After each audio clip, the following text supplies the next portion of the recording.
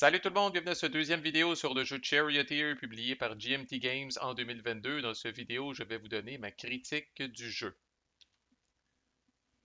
Alors, tout d'abord, il faut s'entendre sur les définitions. Dans mon livre à moi, Charioteer n'est pas un filler, mais bien un jeu léger. C'est quoi la différence entre les deux? Un filler, comme son nom l'indique, c'est de quoi qu'on va sortir souvent pour patienter, pour remplir le temps entre deux games. On était deux tables, une première table a fini, on attend après les autres, savoir qu'est-ce qu'on fait, on va-tu manger, on joue-tu à quelque chose d'autre, peu importe. Puis un filler, par définition, c'est un jeu qui va s'enseigner rapidement, puis se jouer rapidement. Puis c'est souvent foufou, puis on s'en calisse qui gagne. Là, le but, c'est vraiment de meubler le temps tout en ayant quand même un peu de fun. Charioteer, c'est pas un. Pour une fois, je trouve que l'estimé de temps sur BGG est bon. 1 à 2 heures.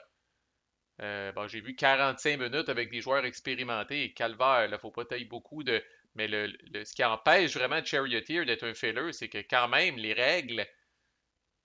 Les joueurs ne seront pas opérationnels en 5 minutes, là, à moins que vous disiez vraiment, on joue une première game là, qui compte pas pantoute, puis on va s'aider, puis on va vous expliquer le jeu à mesure. Mais si vous voulez, entre guillemets, une vraie game, où tout le monde maîtrise les règles, puis est capable de faire sa petite affaire, puis que, là, on célèbre quand même le gagnant un petit peu, là, ça vous prendra pas 5 minutes pour mettre le monde fonctionnel. Parce qu'il y a quand même quelques règles assez spéciales au niveau du calcul des déplacements, puis les pouvoirs, puis les jetons de skill, puis l'empereur, qu'est-ce qui vient colisser là-dedans, puis les cartes de foule, puis les différents types de tokens avec l'iconographie. Il y a une couple d'affaires à expliquer, comme je dis, si vous voulez que le monde soit fonctionnel. Fait que pour moi, c'est un jeu léger.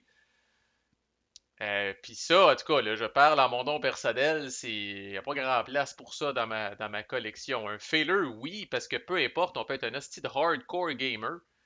Il va arriver un moment donné où est-ce qu'on va finir une game, il ne nous restera pas beaucoup de temps, puis on peut pas tout le temps sortir un hostie de jeu épique qui dure 4-5 heures à plusieurs, puis en way donc, là, tu sais, fait que mais des jeux légers, tu sais, Charioteer, pour moi, faut quand même quasiment avoir planifié qu'on joue à ça. Puis moi, je vois pas le jour où je vais planifier avec mes chums qu'on va jouer une game de Charioteer, tu sais. Fait que pour moi, ça tombe dans une espèce d'angle mort de ma collection. Tu sais, je dis ça dès le début pour vous montrer d'où je pars, là. Mais des fillers, j'en ai, des jeux légers. Puis je peux pas considérer non plus. Fait que là, dans la catégorie jeux légers, tu as comme la sous-catégorie, si tu veux, jeu familial, que tu peux jouer avec les enfants. Peut-être, là, mais c'est papa, je pense, qui dirait ça me tente pas. Tu sais, je sais pas, des jeux familiaux, je trouve, en tout cas, j'en ai des meilleurs, puis des peut-être moins longs. J'aurais peur qu'à un moment donné, surtout si ça tire sur le 1h30, 2 heures, que mes gars décrochent, là. Mais en tout cas, il est comme sur une drôle de chaise, pour moi. Puis là, comme d'habitude, quand je fais mes critiques de jeu, j'ai toutes sortes de points, esti, tout croche, qui n'ont pas nécessairement le lien les uns avec les autres, là. Je suis pas sûr que les mécanismes de catch-up, malgré qu'il y en a, je suis pas sûr qu'ils sont suffisants. Fait que dans les deux games que j'ai joués, honnêtement, les chariots qui partent le plus vite, là, puis les chariots qui réussissent, là, autrement dit, là, si vous avez une petite bonne combo pour commencer, vous collez un token plus 5 avec ça, vous allez vous ramasser quelque part ici. Puis après, si vous êtes capable d'avoir un bon, là, une bonne première shot là, de cornering, là, puis que vous vous retrouvez ici en avant des autres, tabarnak, même si ça dure 3 laps, vous êtes dur à rattraper. Parce que l'affaire dans ce jeu-là, c'est qu'il y a un mécanisme de catch-up bien évident qui est l'espèce de whip qui peut être utilisé juste par le monde qui traîne de la patte ou à peu près. Sauf qu'en même temps, fait que oui, il y a ça pour compenser, sauf qu'en même temps, tous ceux qui sont en arrière, c'est eux autres qui sont pognés avec les hosties de pertes de mouvement, de dépassement. Fait que, tu sais, si vous jouez à 5 ou 6 puis que vous êtes genre quatrième, vous allez perdre beaucoup de points de déplacement. Puis c'est la même affaire pour les autres qui sont pognés avec vous autres, de dire, oups, je te dépasse avec, tu sais, là, j'arrive à l'extérieur de toi, je te dépasse à l'intérieur, puis je continue. Là, c'est à toi. Tu me passes, tu arrives à l'extérieur, tu continues. Puis pendant ce temps-là, le premier, lui, il est pas, rien de lui, là. Le premier, lui, qui est ici, puis qui a toute la vie devant lui, là, lui, c'est comme je bouge de 12, je bouge de 12. Si j'ai pas à me soucier que à créer, je bouge de 12, mais il faut que je dépasse deux autres styles de chariot. Fait que finalement, je bouge rien que de 10. Fait que dans les deux games que j'ai joués, ça reste anecdotique peut-être. Mais je peux très bien le voir. Là, comme je dis, quelqu'un qui a un strong start avec un plus 5 en partant, définitivement claquez vos tokens dès que vous avez la chance. C'est la première game que j'ai joué, je suis mort avec des tokens. Il n'y a pas de but de faire ça. Claquez vos tokens au plus calice pour vous distancer du groupe. Quelqu'un qui réussit à faire ça, puis qu'après ça, tout le monde est pas mal capable d'avoir un gros start au début. Mais la question, c'est est-ce que quelqu'un va être capable de se démarquer avec un bon cornering, puis partir après ça avec ce style d'affaires-là pendant que les autres sont un petit peu pognés ici dans les outer space, puis en way down. Fait que je suis pas certain que les mécanismes de catch-up sont suffisants. Puis quand on est derrière, c'est assez pénible de dépasser le monde. La façon de préparer les cartes, je trouve ça un peu boiteux. Je comprends encore là que c'est un jeu léger. Je comprends que c'est pas un jeu, là, tu sais, qu'il n'y a pas un championnat mondial de charioteer, là.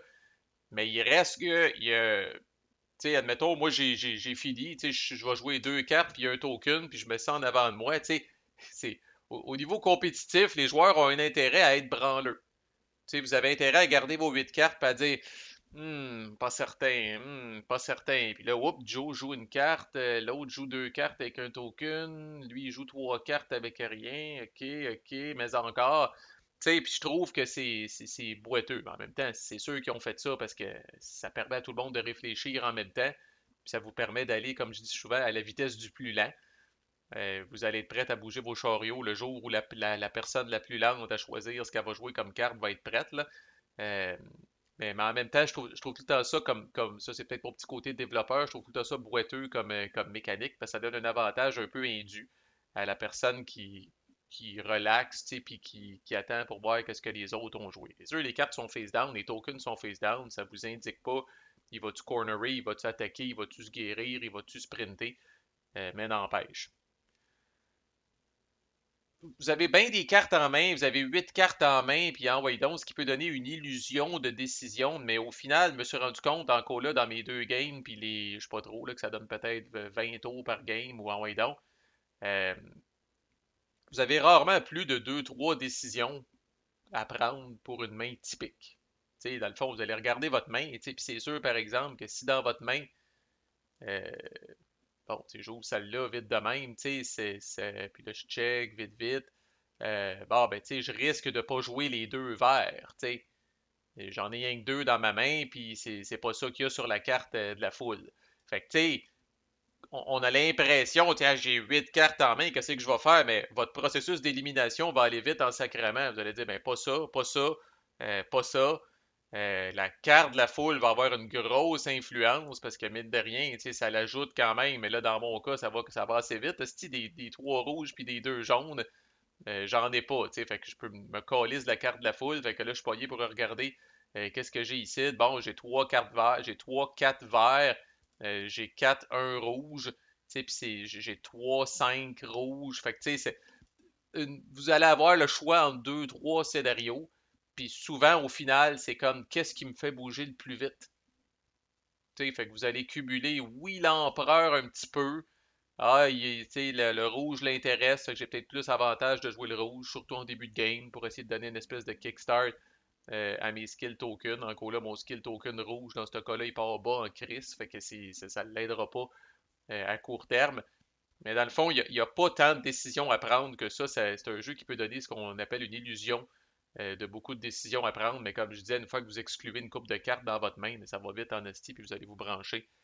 Ça sera pas long. C'est très le fun et satisfaisant quand vous faites un coup fumant. C'est très le fun quand vous avez une main de carte et vous dites Holy shit, hostie, check ça, toi j'ai 7, 6 verts. Chris, je bouge de 13, je bats le token plus 5, hostie, je bouge de 18, fuck you all, je match l'empereur, je match j'ai 6 symboles ou plus pareil, fait que, ah ouais, donne-moi un fan token pour la prochaine fois. C'est un jeu qui a une boucle de satisfaction qui est quand même très intéressante. Mais à l'inverse, c'est extrêmement frustrant quand ça va pas bien. C'est extrêmement frustrant quand ça va pas bien parce que vous avez à peu près fuck all control. Vous avez votre token de discard que vous commencez la game avec, c'est à peu près tout. Le reste, vous avez 100% le droit de blâmer les cartes, de blâmer le shuffle, puis votre bad luck, là. Parce que, Calis, malheureusement, là, quand vous avez une main ordinaire où est-ce qu'il n'y a à peu près rien qui fit, incluant rien qui fit avec la carte de la foule, là, ben Chris, vous bougerez pas vite, puis là, je reviens à mon point de catch-up, pas certain que vous allez vous remettre de ça sur une course de 3 tours. Fait que, un petit tour où on bouge de 5-6 alors que les autres ont bougé d'une dizaine, oui, vous êtes à un whip de faire la différence. Il faut le pogner, cette calice de whip-là. Puis si vous bougez pas beaucoup, c'est donc que vous n'avez pas eu 6 symboles. Si vous n'avez pas eu 6 symboles, vous n'avez pas eu de token de la foule. Puis les autres, pendant ce temps-là, qui ont bougé vite, c'est peut-être qu'ils ont eu 6 symboles et plus, pareil, puis ils ont eu des tokens de la foule qui vont les aider pour la prochaine fois. Fait qu'il y a une espèce de boucle, des fois, ça souffle le chaud et le froid. Là. Il y a des mécanismes de catch-up, mais en même temps, il y a des affaires qui font que ceux qui sont en avant demeurent encore plus en avant. Fait que à peu près rien de plus satisfaisant à ce que de jouer trois cartes matchées avec la foule, comme je disais, pour faire une espèce d'affaire spectaculaire. Mais en même temps, quand ça fonctionne pas, c'est frustrant sacrément.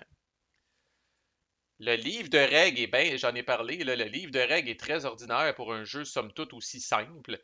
C'est pas tant au niveau du nombre de pages, tu sais, il y a pas, je pense qu'il y a une douzaine de pages, puis là-dessus, une couple de pages de blabla, là. Euh, mais c'est de se retrouver dans le livre de règles, la façon que les informations sont présentées, être capable de retrouver quelque chose dans le livre de règles. En tout cas, j'ai trouvé que le rulebook n'était pas un exemple à suivre, puis m'a causé quelques frustrations pendant le jeu, ce qui est un peu aberrant considérant que c'est un jeu léger au final. Ma plus grosse critique, peut-être, c'est un jeu, on va le dire de même, c'est un jeu qui a énormément de potentiel d'être thématique, mais qui est au final extrêmement, extrêmement abstrait. Fait que, tu sais, course de chariot dans la Rome antique, avec l'empereur, la foule, puis tout le kit, puis tout ce qu'on a vu, là, tu sais, dans les films ou les dessins animés reliés à ça, tous les coups de cochon qu'on peut se faire, puis tout ça, c'est ramené de façon très, très abstraite. Voici ce que vous allez regarder principalement au long d'une game, des icônes puis des chiffres. On n'en vient qu'à oublier, tu sais, les gens vont dire, bon, ben, je joue 5, 4 jaunes, ça me donne 9 plus un token jaune. Tu sais, on parle en termes de couleurs, on parle en termes de chiffres. Puis oui, on bouge un petit chariot autour d'un colisée de même, là, mais au final, il y a très, très peu de choses qui nous ramènent au thème. C'est fucking abstrait. Comme je dis, c'est du matchage de symboles, euh, de couleurs avec des chiffres dedans. Puis c'est pas mal ça. Même les attaques sont sans saveur. Bon, ben là, j'attaque tout le monde pour sur un. Qu'est-ce qui s'est passé? Puis oui, vous avez des joueurs qui vont rentrer dans le roleplay un petit peu puis qui vont décrire ce qu'ils font, là. Mais là, à ce moment-là, c'est les joueurs qui viennent sauver le jeu et non pas le jeu lui-même qui contribue à ça. Là. Le jeu se fie aux joueurs pour raconter une histoire, parce que comme tel, c'est certainement pas les cartes avec la symbologie, puis les couleurs, puis les tokens qui vont s'occuper de faire ça. Puis oui, quand vous allez jouer le fouet, vous allez dire je sors le fouet, mais tu sais, pas de roue pétée, pas de cheval esti qui s'enfarge, tu sais là, pas de, comme je dis, là, pas de bouteille de bière qui vous est pitchée par la tête par la foule, tu sais, c'est extrêmement, tu sais, puis attaquer tout le monde, c'est assez fucked up aussi, là, tu sais, genre de passer qu'un chariot qui est ici parce qu'il joue des cartes d'attaque, toutes les autres fucking chariots sur l'arène, tu sais, il n'y a pas de principe de proximité vraiment dans ce jeu-là par rapport aux attaques. Fait que c'est très, très, très abstrait. Là. Mais c'est sûr, comme je dis, si vous avez des gens flamboyants, je vous réfère, euh, si vous ne l'avez pas écouté, là, mes vidéos où est-ce que je parle de la fois où j'ai joué à ce jeu-là en personne. Là. Euh, Puis mon ami Haroun avait décidé, lui, parce qu'on était trop de joueurs, il avait décidé intentionnellement de ne pas jouer, puis de jouer le rôle de l'empereur. C'est pas partout des règles, sti. Mais lui, à la fin, il lançait même pas le dé de l'empereur. Il disait je veux du sang à Calice, je veux du sang à ce tour-là. Fait que là, on savait qu'il voulait le dé rouge. C'est l'équivalent d'avoir le dé rouge. Mais ça ajoutait beaucoup, tu sais, parce qu'au niveau flavor, la plupart des empereurs de Rome avaient un petit côté crackpot, là. Fait que ça ajoutait un petit côté thématique qui n'est pas présent dans le jeu. Mais encore là, c'est grâce à la personnalité d'Arun et non pas grâce au rulebook ou aux mécaniques de jeu qui, elles, demeurent quand même très abstraites. Fait que pour moi, comme je dis, ça tombe sur une drôle de chaise. Je pense pas que je vais rejouer. Vous avez toutes les règles, vous avez mon opinion, vous faites votre propre idée. Je pense que pour certains groupes de jeux qui acceptent des fois d'étirer l'élastique puis de jouer à des jeux pesants, mais qui aiment quand même une fois de temps en temps reposer leur cerveau avec un jeu comme ça a sa place là. Fait qu'à vous de décider qu'est-ce que vous allez faire avec Charioteer. Puis si vous avez aimé le traitement que j'ai fait de ce jeu-là, il y a plein d'autres playlists semblables sur la chaîne. À plus.